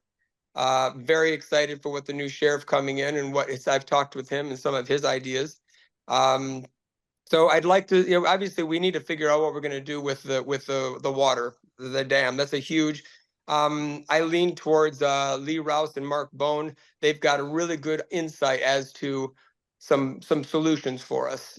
It's different. It's interesting because should I be elected, my district is actually in the city, but I'm part of the county. So some of the things that my district has a need for, the water is not as big a deal unless they like going boating. They don't live on the water, but we're a county. We have to take care of each other. These are big pictures. We're settling up on finishing broadband. That's a really nice thing that we should have broadband in the community, which will really help us if we ever have another COVID type response that we have to do for. So those are two topics. I said I would like to see us take care of. We have an opioid problem. I've been in Midland for all my whole life. We've never really done a fair job, I think, in addressing the opioid crisis. I'd like to see us spend some money and some helping out some of those people. It's in our best interest. And if there's anything we can do to help the county with housing, we need to lure big businesses in here. And I think in order to get those businesses here, we need to have more housing so those people can move into the county. If not into the city, the county's got some beautiful land that should be developed or considered. Okay, thank you, John. So, John, you talked a little bit earlier about your business experience, but perhaps you can expand on that. The next question is, what is your experience in the business community? Started from scratch. This is when you have an idea, ideas are a dime a dozen. Everybody has ideas and you'll have more ideas, but to take it to the degree that you're going to put your house when you invest in yourself and you put your house up as collateral and you tell to other people and you invite them in on your dream. Like I said, the commissioner should never be looking into their own interest. It's always going to be a collaborative effort. So my degree is I got a 2-year degree from Delta. And then I got a 4-year degree from Northwood in management. Managing money is a big deal. I won't get into the specifics, but Three Bridges has done well enough. Thank you to the kind community. But we're actually looking to expand and grow with outside distribution across the state and to another location within Midland. I love my county. And anything we can do to expand and collaborate, I guess that's another part. One of my favorite words. Sorry if I abuse it, but we seek out other companies. We've sought out partnerships and with the Midland Tennis Center, with Great Beginnings when they were there, with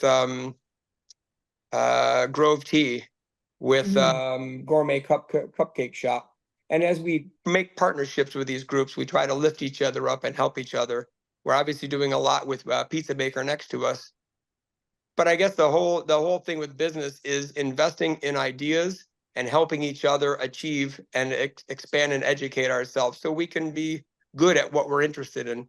I think one of the best advice I ever got in business is hire someone to do the things you're not good at, because you're a detriment to your business. So part of it is knowing what you're not good at so you can make agreements and partnerships with people so we can work together with our strengths.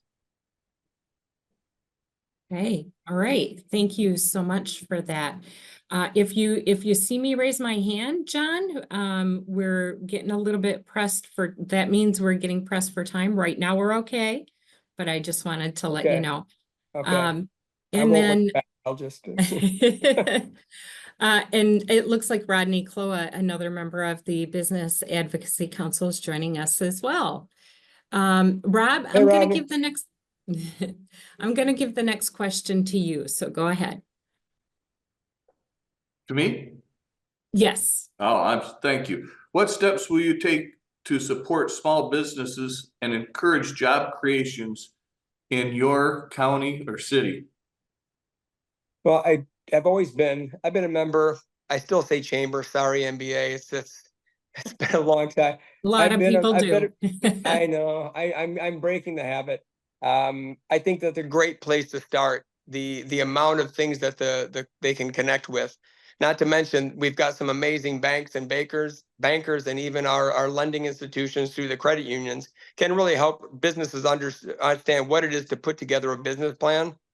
What it is to maybe look for a loan, an SBA loan, to talk about their finances, their planning. Not is their idea good or not good? That's not the judgment, but how do we make it happen? I guess in most ideas, and which is where businesses start, we start with simply, how can we make this a yes? It's not a yes or a no. Somebody's got a passionate idea. They're willing to put their time behind it. So we already have, Midland's a very unique community. We've got a lot of tools, and I think part of what we need to do is just simply brag of what we have.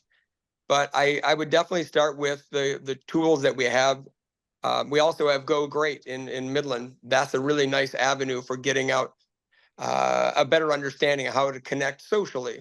Max Loves Midland. These are ways to network and get people aware of what we have. So that's a broad question, but I really think I would encourage a business plan dealing with a couple different I always get 2 quotes. I talk to 2 people when I do anything. I let them know that I'm talking to you, but I'm also talking to somebody else. We all don't have we need to spread it out a little bit. All right. Thank you for that. And just as a point of reference, we've got about 8 minutes total left. Diane, would you take the next question, please? Sure. John, have any groups endorsed your candidacy? I haven't asked anybody. I know my dad said yes. No, I've been a little under the radar. I guess I probably should start asking. I've been working on going door to door and doing mailings and getting my signs out and stuff, but I would be open to that. I would, if you know of any, thank you. All right. And Rod, we are at the last question. Would you like to ask John the final question in our interview today? Absolutely. And hi, John. Of course, you know who I am. So Yes, sir.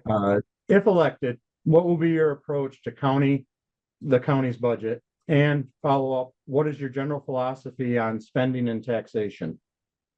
Well, that's probably one of my favorite questions. I'm not a huge fan of raising taxes. Not that I don't trust how it's going to be spent, but boy, the cost of our food, the cost of our transportation, the cost of rent, the cost of everything has continued to climb. So I think more importantly, we almost have to take the mentality I mentioned earlier with when we were starting 3 bridges up. We were asking for everybody to be patient, work with us. What can we do? And I think we need to not just, number one, just because the money's there doesn't mean we have to spend it. I think that's a good rule of thumb. Don't just look at it and go, oh, great. And if we need more, we'll go ask for more. I'm not opposed to all conversations, but I would like to start with what can we do to be nimble, what can we do to get rid of redundancy?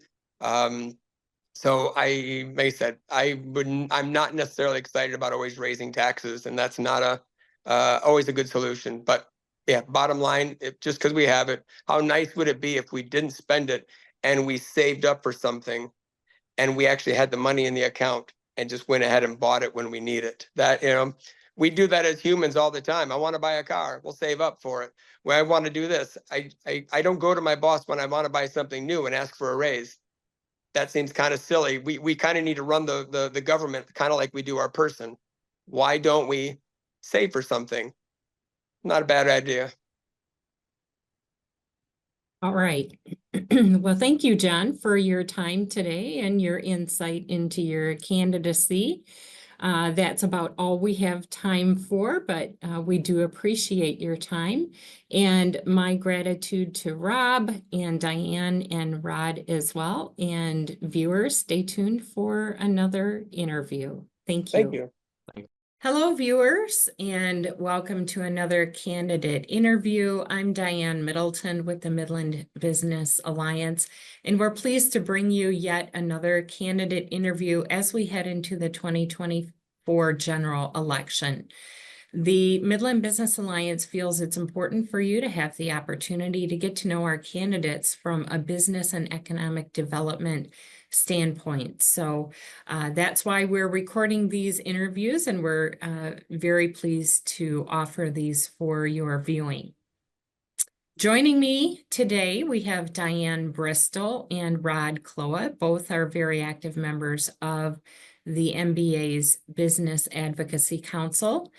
And we are going to interview Sean Wilson, who is running for Ward 5 City Councilman. So good morning, Sean. How are you? Good morning. Great. How are you today? Very good. Thank you. So we've got just 6 short questions for you. So let's go ahead and get right into it. And Diane, you have the first question for Sean. Yes, Sean, in 3 minutes or less, please outline your platform, why you're running, and what qualifications you possess as a policymaker. Okay, so can you repeat that one more time? Platform. Outline your platform, why you're running, and what qualifications you have as a policymaker. Okay. So let's start with why I'm running. Well, so why I'm running is I've lived in the city of Midland for 20 years, been involved on various boards, the Midland Business Alliance, ARC of Midland, Community Resolution Board out of Flint. Been through Leadership Midland in the past, and it's for me, I think, it's kind of just that time. I want to make more of a difference and being more involved in the community. In terms of a platform, for me, that's a tough question to answer because, as I told people, I'm not coming in with an agenda, if you will. I think my job, if elected, is to work within the framework of the existing with the existing council, really listen to constituents within Ward 5, and hopefully move forward things that the constituents may want within the city. I think a big thing for me also is making sure that we are continually providing not just information, but the correct information to the community. A lot of times, I think, in this day and age with social media, we're kind of overtaken by that and kind of opinions, I think, a lot of times, lead discussion. And I think we can never share enough information, and the correct information on anything that we're talking about needs to be shared early, needs to be shared often within the community. And in terms of being a policymaker, again, politically, even though this is a nonpartisan position, this would be my first political position. But I've taken classes on policy, culture, change on the doctoral level in graduate school. It's something that I have to do at Saginaw Valley State University, which is my current employer, on a daily basis. I currently serve as the director of accessibility resources and accommodations, and I am in policy meetings that affect our students, our faculty, our staff as it relates to the Americans with Disabilities Act, which is what I primarily work with, and again, I do that on a daily basis. All right, thank you so much. Rod, you have a question for Sean? Sean, what are the most pressing issues, in your opinion, at the city level of government? Yeah. So, I mean, I think one easy one, and I'll try to explain why it's important to me. One easy one, I think, to pay attention to that has been on the forefront for a while, I think, for the entire city is housing, attainable housing. I think we all know that. Where that intersects, though, especially as it relates to the business community, is I know that there is attention given to attracting and retaining, especially young talent, right?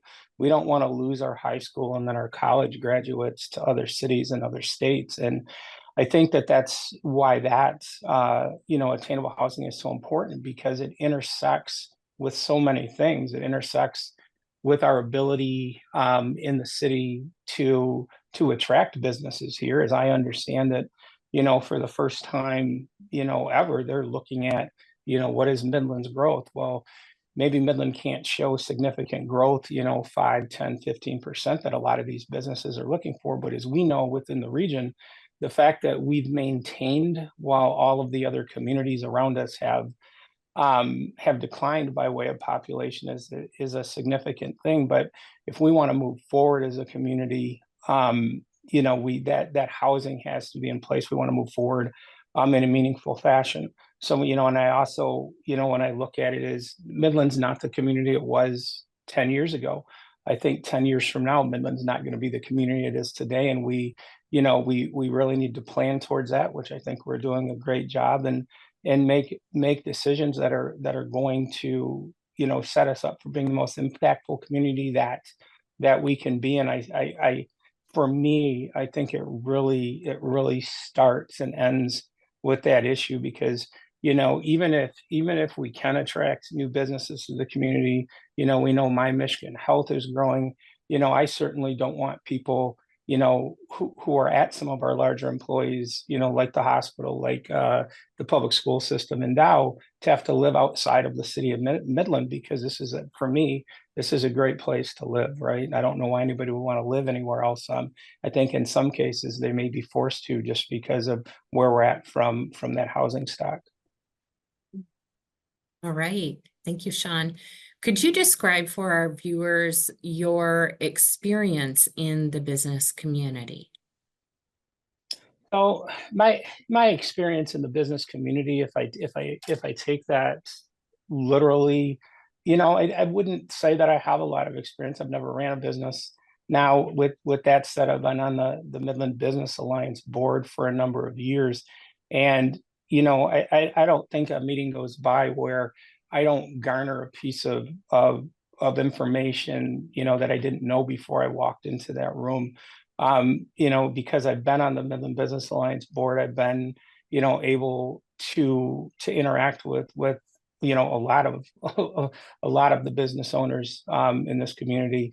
That extends to, when I'm able to attend also Wake Up Midland or an after hours event, even seeing people down at the farmers market. So I guess, in terms of my, my relationship, because I'm on the board, I'm able to vote on things that affect the business owners in this community. And again, it's an interesting place for me to be, because I'm a consumer of all of that, right? Of all those people that do sit around those tables, all those people that I've been interacting with for the last 20 years. And, again, for me, it's been great. And it's been an interesting, perspective, because I think while sitting around that table, and representing Saginaw Valley State University. I think I may be the only person who doesn't own a business or is, I guess at the top of the food chain of a business in this town. Great, thank you. Diane, you have another question for Sean? Sean, excuse me, what steps will you take to support small business and encourage job creation? So again, I'll kind of repeat something I said about, what I believe my job is if I'm elected to the council, which is first to, fit into that framework, and to listen. And that's something, I think between city council, if elected, and between the Midland Business Alliance are it's important things to do. I think I've done a good job at fitting within the framework of the Business Alliance and what as well. And, because I'm able to hear, I think, or even analyze, all sides of certain issues, I think it's a lot easier to come to conclusions or decisions when we have to vote on things. And again, looking at it, that's, and that doesn't mean that there may not be times when, when I may go against things, depending on what the issue is. But I think that in terms of supporting small businesses, it's about, again, voting on those things that are going to affect small businesses. Again, like I talked about that piece of, with housing, if you start talking about the outlying areas, I'm well aware of, the issues in the rural areas with broadband. Again, all of these things, are going to probably affect small businesses first. And I think the biggest thing that I can do, again, is listen and lean into other business owners who are in the community, what they're thinking, why they're thinking it, and hopefully coming to the correct conclusion, before voting on any one specific matter. But really, again, just supporting them in any way that I can to help advance what their mission is as a small business, no matter who we're talking about. Thank you, Sean. Rod, you have the next question for Sean? Yep. What groups have endorsed your candidacy? And I know it's a local one, so it's sort of a loaded question sometimes for some of the smaller events. So yeah. So that I think the easy thing to tell you is I don't have any endorsements. I did get a phone call last week from an individual who will remain nameless, who wants to do anything that they could do to help me. As I've said to many people, again, people always ask me, why am I running? I just feel like it's my time. Other people ask you, why are you the best candidate? I don't know if I am. I just want to make a difference. I want to make a difference in the city of Midland. I want to serve the city, and for me, this is a good opportunity to do so. I've moved. I think Diane would agree with me. Maybe I've moved fairly quietly the last 2 decades I've lived in this town, but I've done a lot of things, and I've had a good time doing it. But to answer your question, point blank, I haven't sought any folks to endorse my candidacy. It's nice being in something that's nonpartisan. I think it helps. I just think I prefer that piece of it being nonpartisan as well. All right. Sean, I have the final question for you. Mm-hmm. If elected to the city council, what would be your approach to the city budget? And to expand on that, what's your general philosophy on spending and taxation? All right. I know that's a big question. It's a huge question, but I mean, in terms, again, of my approach to the budget, I think, have to look and see, like, I know they're getting ready to finish up on the ARPA funds that they need to spend, things like that. Just my approach to budget in general, in the years I've been in higher education, I've had budgets myself. So I'll talk about my personal approach and how that may overlap with the city a bit. But, in the almost, I guess, 30 years I've been in higher education, I've had multi-million-dollar budgets when I ran housing facilities, when I worked at Northwood, housing at Saginaw Valley. They're quite complex. I think the biggest thing at the end of the day with any budget, whether you have people underneath you managing pieces of that budget or whether you manage that entire budget yourself, is I have never been over budget. And I'll repeat that again. I've never ever been over budget within a fiscal year. And I think that's important. And I think that personal approach and that personal experience with those budgets that I've supervised, lend itself well. I don't know of any case where that would be okay, right? It's not good for our people. It's not good for our businesses because that money has to come from somewhere. And I also understand when you could, in the front end with budgets, when you commit to spending money, you also have to, a lot of the times you'll commit to spending that money in the beginning of a budget cycle. And again, that's that piece of information that needs to get out, to constituents as well. Well, why are you spending that money? Because we committed to spending it. And here's why it's important. Here's how it's going to move the city forward. And what was the second part? What is my your take on philosophy on spending and taxation? I mean, from a spending, I think, perspective, my philosophy is just because it's there doesn't mean it's to be spent, right? We also, when we talk about where money's earmarked for, I think it's irresponsible to probably 99% or 100% of the time move that money to other areas, especially if, and really this is where I'm talking, especially if it's something that you got passed. It could be through a bond, could be something else that is earmarked for something specific, and you're taxing residents on it. It should and has to be spent in the areas you're telling them it's going to be spent, unless it's some kind of a general expenditure. We know those things can be moved around. But also in terms of, I think from a taxation perspective, I mean, does anybody want to be taxed any more than what they have to, and maybe even not have their money going towards what it's supposed to be going towards, right? So I guess I would say I'm rather conservative in those areas. Just because it's there doesn't mean it needs to be spent, and just because you can tax folks doesn't mean you should be doing it.